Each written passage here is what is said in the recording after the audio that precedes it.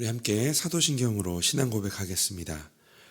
전능하사 천지를 만드신 하나님 아버지를 내가 믿사오며 그 외아들 우리 주 예수 그리스도를 믿사오니 이는 성령으로 잉태하사 동정녀 마리아에게 나시고 본디오 빌라도에게 고난을 받으사 십자가에 못 박혀 죽으시고 장사한 지 사흘 만에 죽은 자 가운데서 다시 살아나시며 하늘에 오르사 전능하신 하나님 우편에 앉아 계시다가 저리로서 산자와 죽은 자를 심판하러 오시리라. 성령을 믿사오며 거룩한 공예와 성도가 서로 교통하는 것과 죄를 사하여 주시는 것과 몸이 다시 사는 것과 영원히 사는 것을 믿사옵나이다. 아멘. 찬송가 220장 찬송하겠습니다.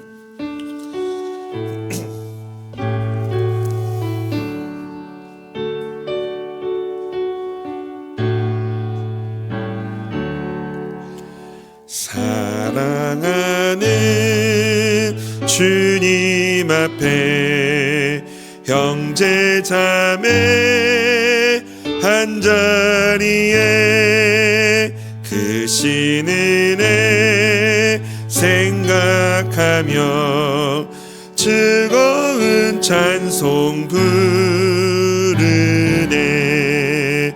내 주 예수 본을 받아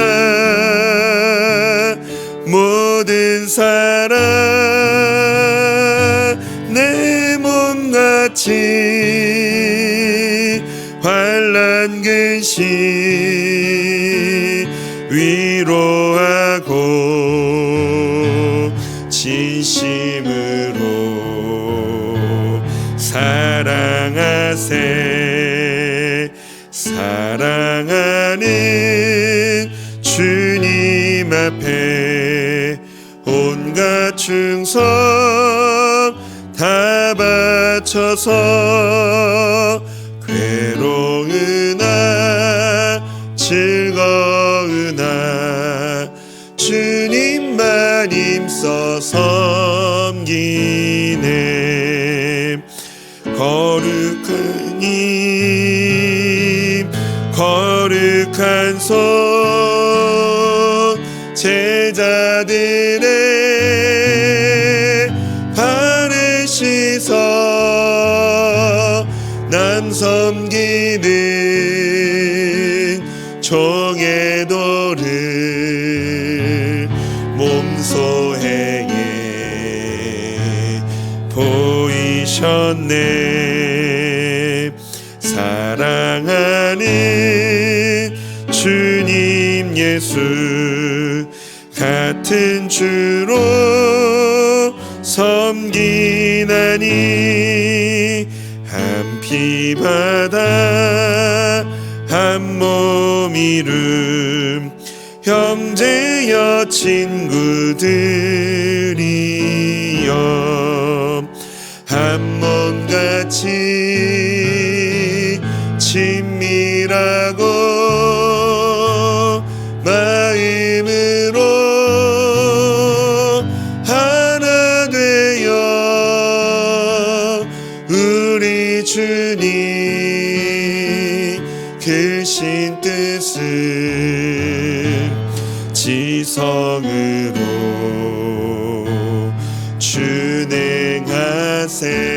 준행하세. 아멘. 하나님 말씀 함께 보겠습니다. 오늘 하나님 말씀은 구약성경 사무엘하 18장 1절에서 8절까지의 말씀입니다. 사무엘하 18장 1절에서 8절까지의 말씀 우리 한 절씩 교독하도록 하겠습니다.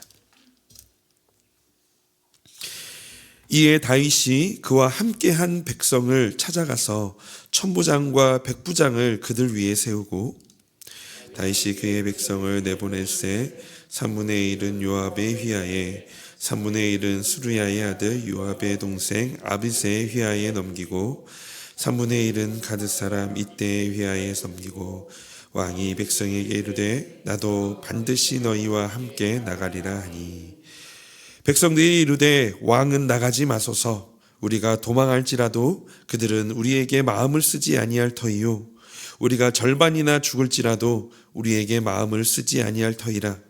왕은 우리 만 명보다 중하오니 왕은 성읍에 계시다가 우리를 도우심이 좋으니이다 하니라. 왕이 그들에게 이르되 너희가 좋게 여기는 대로 내가 행하리라 하고 문 곁에 왕이 섬에 모든 백성이 100명씩 1000명씩 대를 지어 나가는지라. 왕이 요압과 아비새와 이때에게 명령하여 이르되 나를 위하여 젊은 압살롬을 너그러이 대우하라 하니 왕이 압살롬을 위하여 모든 군 지휘관에게 명령할 때에 백성들이 다 들으니라. 이에 백성이 이스라엘을 치러 들러나가서 에브라임 수풀에 싸우더니 거기서 이스라엘 백성이 다윗의 부하들에게 패하며 그날 그곳에서 전사한 자가 많아 2만 명에 이르렀고 함께 읽겠습니다. 그 땅에서 사면으로 퍼져 싸웠으므로 그날의 수풀에서 죽은 자가 칼에 죽은 자보다 많았더라. 아멘. 오늘 본문은 이 다윗과 그의 아들 압살롬 사이에 이 본격적인 전쟁이 시작되는 장면입니다. 이 전쟁의 한복판에서 우리는 이 한 나라의 왕이라기보다 한 아들의 아버지이고 싶었던 이 다윗의 절규와 그 모든 상황을 주관하시는 하나님의 손길을 만나게 됩니다. 오늘 본문의 말씀을 함께 묵상하면서 이 공의와 사랑 사이에 놓여 있는 다윗과 이 전쟁의 승패를 결정짓는 하나님의 섭리를 통해 우리에게 주시는 교훈이 무엇인지를 우리가 함께 살펴보고자 합니다. 먼저 1절, 2절 말씀을 우리 함께 같이 읽어보겠습니다. 이에 다윗이 그와 함께 한 백성을 찾아가서 천부장과 백부장을 그들 위에 세우고 다윗이 그의 백성을 내보낼새 3분의 1은 요압의 휘하에 3분의 1은 수르야의 아들 요압의 동생 아비새의 휘하에 넘기고 3분의 1은 가드 사람 이때의 휘하에 넘기고 왕이 백성에게 이르되 나도 반드시 너희와 함께 나가리라 하니. 아멘. 다윗은 이 자신의 군대를 셋으로 나누어 요압, 아비새, 이때에게 지휘를 맡깁니다. 그리고 자신도 전쟁에 나갈 것을 선언하죠. 고대 근동의 정서상 왕이 직접 군대를 지휘하며 이 전쟁터로 나가는 것은 당연한 것이었습니다. 또한 다윗의 마음 한구석에는 지난 자신의 과오를 되돌리고픈 바람이 있었을지도 모릅니다. 다윗은 압살롬의 반역과 지금 처한 현실이 밧세바 사건에 대한 하나님의 징계라는 것을 잘 알고 있었습니다. 그가 이스라엘의 왕으로서 군대를 직접 이끌고 전쟁터로 나갔어야 했는데 오히려 후방에서 관망하다가, 즉 일종의 직무유기를 범하다가 죄를 짓게 된 것이죠. 만일 그가 밧세바를 처음 보게 된 그 숙명의 날에 전쟁터에만 있었더라도 현재와 같은 일이 일어나지는 않았을 것입니다. 그러므로 다윗에게 이번만큼은 순리를 따라 진행해 가겠다라는 의지가 있었던 것입니다.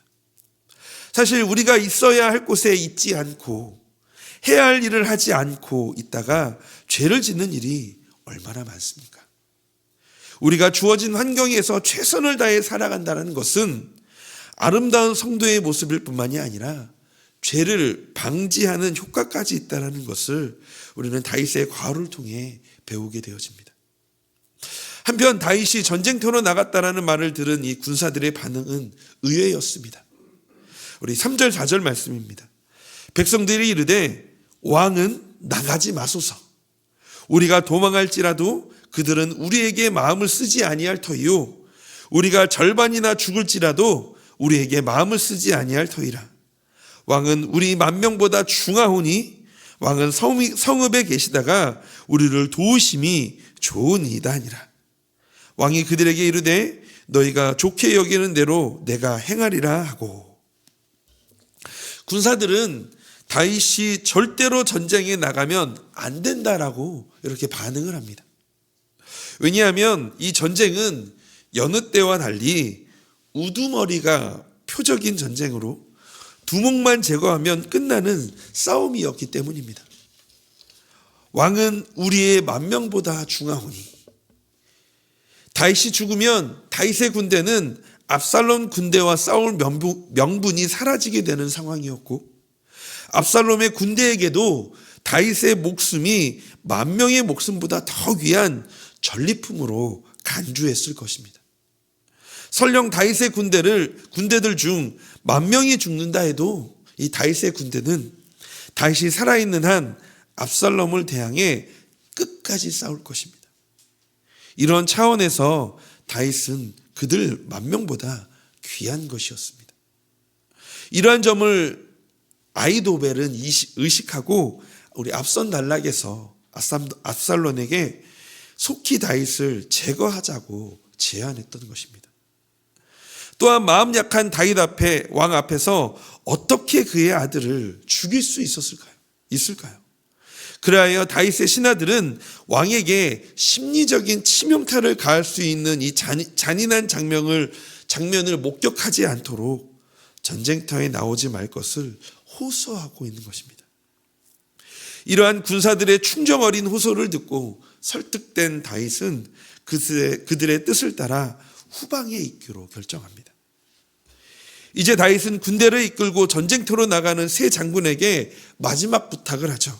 5절 말씀에 왕이 요압과 아비새와 이때에게 명령하여 이르되 나를 위하여 젊은 압살롬을 너그러이 대우하라 하니, 왕이 압살롬을 위하여 모든 지휘관들에게 명령할 때에 백성들이 다 들으니라.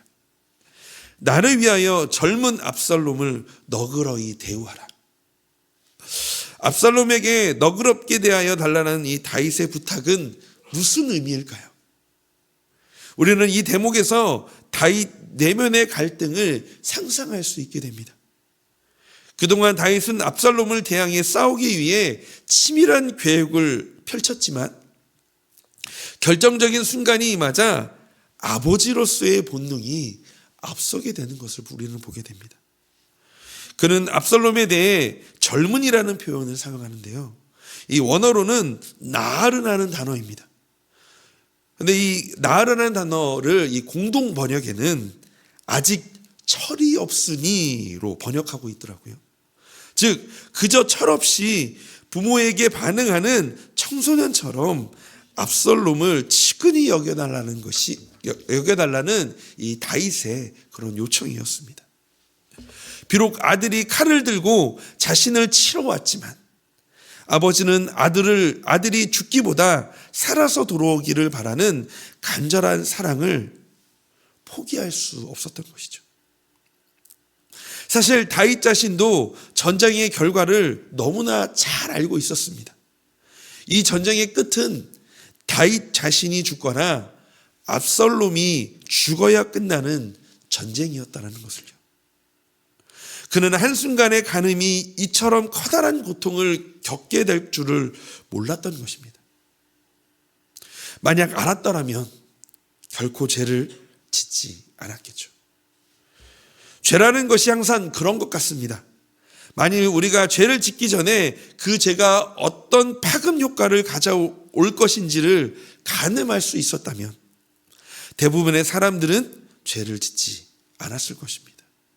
또한 많은 사람들은 죄를 지으면서 하나님께 용서받으면 된다는 무의식적인 착각 속에 살아가기는 것 같습니다. 물론 하나님께서는 어떠한 죄라도 진실한 마음으로 회개하면 용서하십니다. 그러나 때로는 용서받은 죄라도 치러야 할 대가가 따른다는 점을 우리는 기억해야 합니다.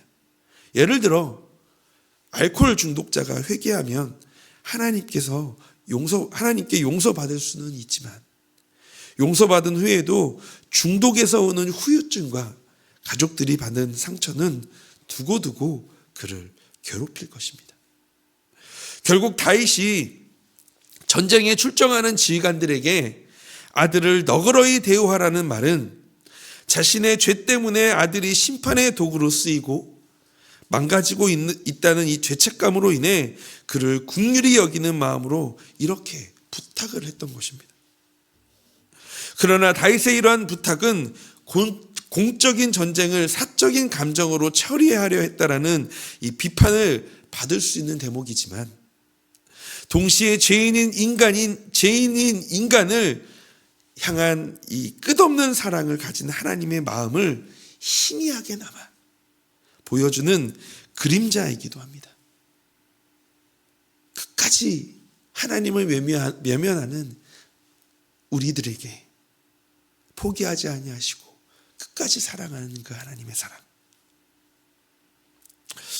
드디어 아버지와 아들은 운명의 순간에 이르게 됩니다. 그러나 전투 자체는 매우 빨리 일방적으로 끝나게 되죠. 6절부터 8절 말씀입니다. 우리 다시 한번 같이 읽어볼까요? 이에 백성이 이스라엘을 치러 들고 나가서 에브라임 스풀에 싸우더니 거기서 이스라엘 백성이 다윗의 부하에게 패하매 그날 그곳에 전사자가 많아 2만 명이나 이르렀고 그 땅이 사면으로 퍼져 싸웠으므로 그날의 스풀에서 죽은 자가 칼에 죽은 자보다 많았더라. 아멘. 전쟁은 에브라임 스풀에서 벌어졌고 결과는 다윗 군대의 압승이었습니다. 그런데 8절은 이 전쟁의 승패가 어디에 있었는지를 아주 독특하게 기록합니다. 8절 말씀 제가 다시 한번 읽어보겠습니다. 그 땅에서 사면으로 퍼져 싸웠으며 그날의 수풀에서 죽은 자가 칼에 죽은 자보다 많았더라. 이스라엘의 지형을 잘 아는 노련한 다윗의 군사들에게 이 수풀은 유리한 지형이었지만 숫자로만 밀어붙였던 이 압살롬의 군대에게 이 우거진 수풀은 거대한 덫이 되었습니다. 여호수아서 10장 11절에 이 비슷한 표현을 확인할 수가 있는데요. 여호수아 10장 11절 말씀에 그들이 이스라엘 앞에서 도망하여 베토론의 비탈에서 내려갈 때에 여호와께서 하늘에서 큰 우박덩이를 아세가에게 이르기까지 내리심에 그들이 죽었으니 이스라엘 자손의 칼에 죽은 자보다 우박에 죽은 자가 많았더라. 여호수아 10장 11절의 말씀은 여호수아가 가나안 사람들을 대상으로 싸웠을 때에 하나님께서 이적을 베푸시면서 직접 전투에 참가하셨던 것뿐만이 아니라 자연으로 하여금 여호수아를 돕게 하셨던 점을 역설합니다. 이러한 여호수아가 이루어낸 승리는 하나님이 이루신 승리라는 점을 강조하는 데 초점을 맞추어져 있습니다. 오늘 이 본문에서도 인간의 전략이나 무기가 아니라 수풀이라는 이 자연 만물을 통해 하나님께서 친히 이 전쟁에 개입하셨음을 강조하고 있는 것입니다. 이 사실에서 우리는 한 가지 교훈을 배우게 됩니다. 비록 하나님께서 다윗을 징계하고 계시지만 한순간 그를 버리시지 않으셨다라는 점입니다. 간혹 우리도 살다 보면 하나님께 징계를 받을 때가 있습니다. 그때마다 우리는 괴로워하며 너무 힘들어 소리를 지르고 울음을 터뜨리기도 하죠. 그래도 힘이 들면 하나님께서 나를 버리셨다라고 원망도 하기도 합니다.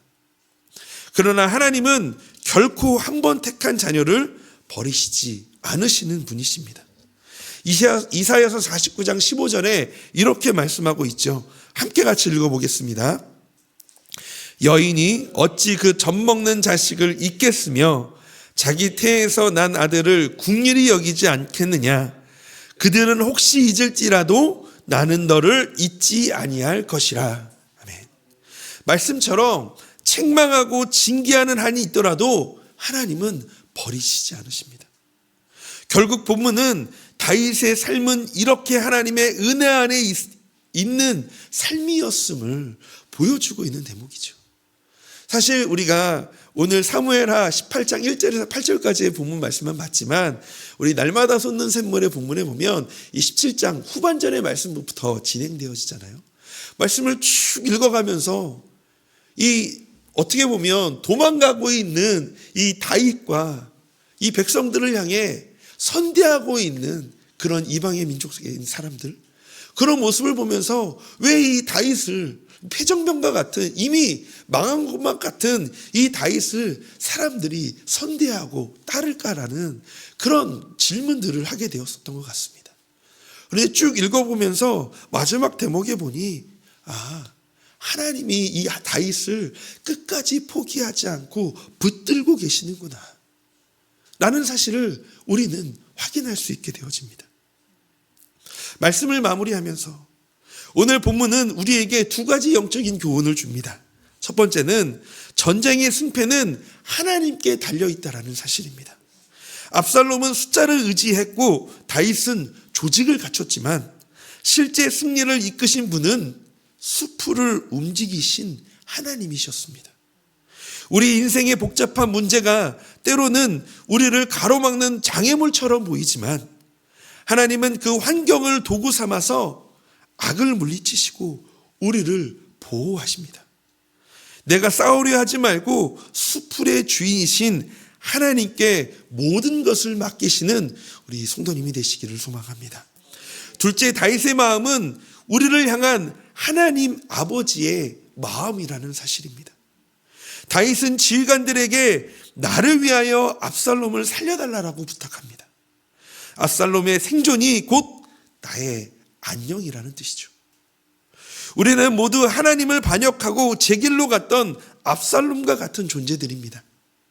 공의의 잣대로 보면 우리는 벌써 수풀에 삼켜져야 마땅하는 죄인들이죠. 그러나 하나님 아버지는 우리를 죽이지 않으시고 우리를 너그러이 대접하기를 원하셨습니다. 다윗은 성문에 머물러 아들이 살기만을 바랬지만 우리 하늘 아버지는 성문에 머물지 않고 친히 아들 예수 그리스도를 이 전장으로 그 십자가로 보내어 우리를 대신 죽게 하셨습니다. 그래서 이사야서 53장 5절 6절은 이렇게 말씀하고 있죠. 우리 함께 같이 읽어보겠습니다. 그가 찔림은 우리의 허물 때문이요 그가 상함은 우리의 죄악 때문이라. 그가 징계를 받음으로 우리는 평안을 누리고 그가 채찍에 맞음으로 우리는 나음을 받았도다. 우리는 다 양 같아서 그릇 행하여 각기 제 길로 갔거늘 여호와께서는 우리 모두의 죄악을 그에게 담당시키셨도다. 아멘. 그것이 우리를 너그러이 대접하기 위해 하나님이 치르신 대가였습니다. 사랑하는 성도님, 혹시 성도님의 삶이 험한 숲을 속에 갇힌 것처럼 답답해하고 있는 상황인가요? 성도님을 죽이려는 칼날보다 성도님을 살리려는 아버지의 마음이 훨씬 더 크다는 사실을 기억하시기를 소망합니다. 나를 위하여 아들을 내어주신 그 사랑이 오늘 성도님의 인생의 숲을 은혜의 마당으로 바꿔주실 줄로 믿습니다. 또한 우리도 우리를 향하신 이 하나님의 사랑을 마음에 채워서 성도님의 삶의 자리에서 만나는 우리 모든 이들, 남편과 아내, 우리의 아들, 딸, 이웃, 직장 동료들을 너그럽게 대우하는 하루가 되시기를 주님의 이름으로 소망합니다. 우리 함께 이 말씀을 생각하면서 기도하기를 원하는데요.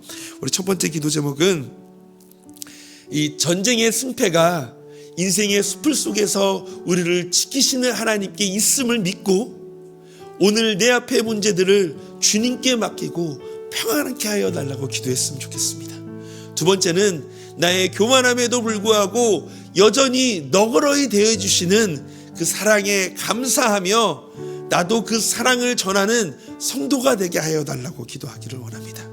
세 번째로 교회를 위해서 기도해 주실 때 우리 이교구 직장 1 다락방을 위해서 함께 같이 기도해 주십시오.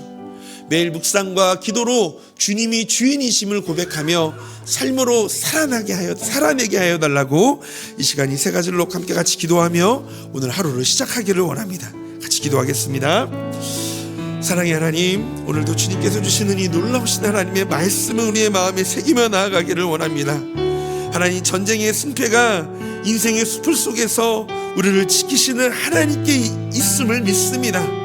하나님, 오늘도 내 앞에 문제를 주님께 맡기며 하나님의 끝까지 사랑하시는 그 하나님의 사랑 안에서 평안함을 누리게 하여 주시옵소서. 그 사랑이 우리를 온전케 하시고 그 사랑이 하나님 우리의 이 폭풍과 같은 상황들을 잠잠케 하게 하여 주실 줄로 믿습니다. 그 믿음으로 나아가는 우리의 인생이 되게 하여 주시옵소서. 또한 하나님 우리의 교만함과 실패 속에서도 반역 속에서도 불구하고 여전히 우리를 너그러게 대해 주시는 그 사랑에 감사하며 나도 그 사랑을 전하는 성도가 되게 하여 주시옵소서. 우리 하나님의 사랑을 받아 우리 주변에 있는 모든 이들에게 그렇게 너그러이 대하고 주의 사랑을 전하는 그런 하나님 인생들로 오늘 하루를 살게 하여 주시옵소서. 그렇게 인도하실 그 주님을 바라봅니다. 주님 우리에게 역사하시고 은혜를 베풀어 주시옵소서.